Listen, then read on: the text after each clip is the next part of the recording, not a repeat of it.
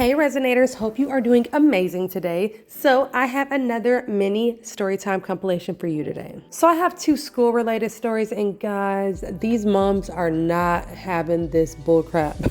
You will see what I mean here in a second. Also during the video, guys, I wanted to show off some of my new products that I got from Let's Resin. So they sent me in these silicone cups and mixers, and it's like this whole little kit with all of the mixing stuff that you'll need to work with resin. So I love this set because it comes with like the bigger silicone cups, which are about 500 milliliters, which I love using those for my larger projects like the jars. Then it has the small ones, which are 100 milliliters. It has these little tiny cups, which are awesome for mixing my crushed glass and different other smaller projects.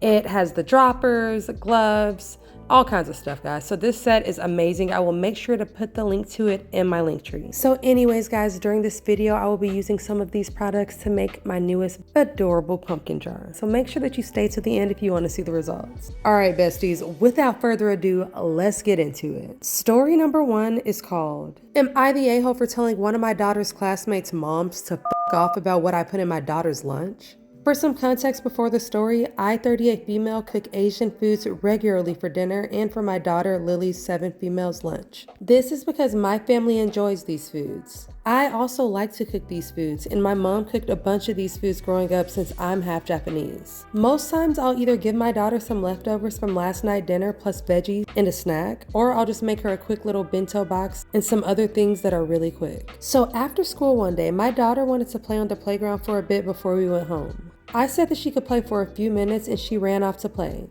I was waiting next to this other parent, who we'll call Deborah. While I was waiting, Deborah came up to me. Are you Lily's mother?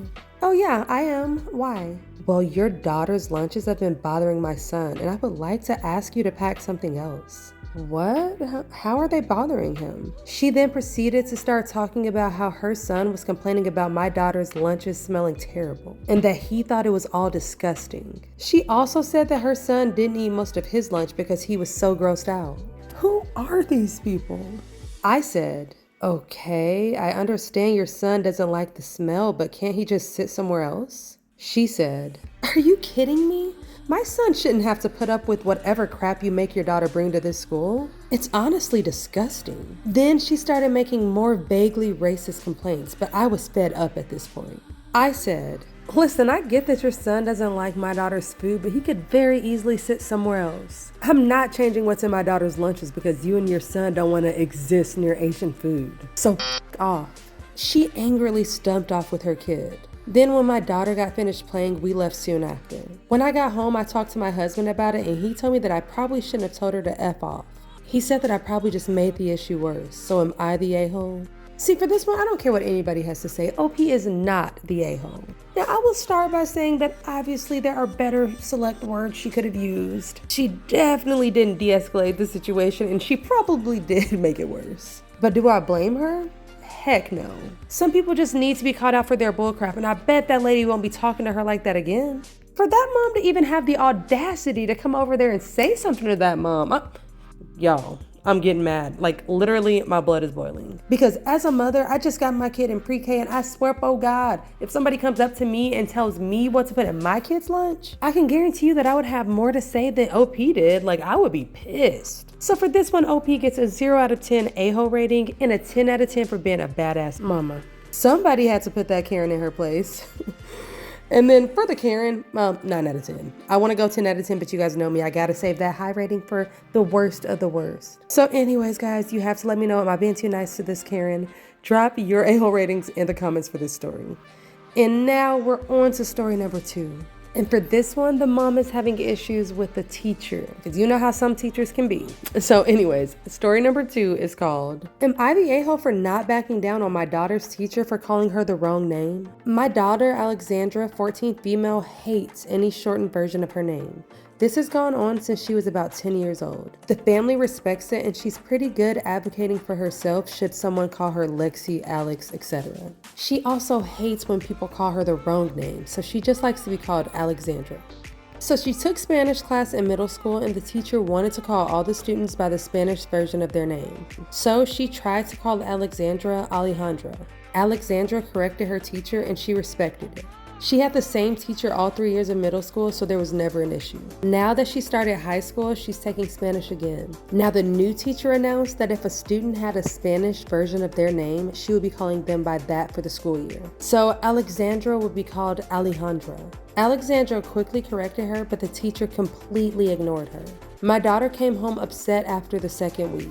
Now, I'm not the type of mom to write emails, but I felt that I had to in this case. And if it matters, this teacher is not Hispanic herself, so this shouldn't be a pronunciation issue. Her argument is if these kids ever went to a Spanish-speaking country, they would be called by that name. I found this excuse to be extremely weak, as the middle school Spanish teacher was actually Hispanic. And she came here from a Spanish-speaking country, and she respected Alexandra's name. The teacher tried to dig her heels in, but I said that if it wasn't that big of a deal in her eyes that she calls her Alejandra, then why is it such a big deal to just call her by her real name, Alexandra? Eventually, she gave in, and Alexandra confirmed that her teacher is calling her by her actual name. Now, my husband feels that I blew this way out of proportion and Alexandra could have just sucked it up for a year. But I just wanted to respect my daughter's wishes, so am I the a-hole? I mean, no, you're not the a-hole. I honestly can't blame the mom for respecting her daughter's wishes. Okay, so I know I'm gonna get some hate for this though, but I do think that it was a little bit petty because I took Spanish class and my teacher definitely did that and most people were okay with it. Now I can understand some people being extremely particular about their name and I understand that not everybody is the same, but I don't know, it just didn't seem like the biggest deal in the first place. But either way, the teacher is completely out of line for trying to force that name on Alexandra when she already asked her not to. I mean, it's honestly not that big of a deal, so I don't know why the teacher didn't want to back down. She seems like an absolute control freak, and I understand why the mom got mad. So I can't call the mom and her daughter a-holes. I do think they're a little bit petty though. Now, as for the teacher, she's a 7 out of 10 a-hole because all she had to do was just drop it and call the girl by her name. Like, it's really not that serious. So you guys have to let me know what a-hole ratings you would give these guys in the comments. Some of these stories just blow my mind. Like, how does it even get to this? That's why I love staying drama free. Like, I'm not about all that. So anyways, guys, I wanted to show you the final results to my pumpkin. So I think that this one came out super cute. It's actually, I'm gonna tell you a little secret. Not what I was going for. So I used my turntable because I wanted to make a really cool swirl effect with the orange and the white for this pumpkin jar. But I think I did this when the viscosity of the resin was just a little bit too low, which means that the resin was just a little bit too liquidy and runny, and it mixed together a lot more than I wanted to. So next time that I try this technique, I have to make sure that the resin has started slightly curing so that it's a little bit more thick, and then it blends a lot less. So stay tuned if you want to see me try this technique again. But anyways, guys,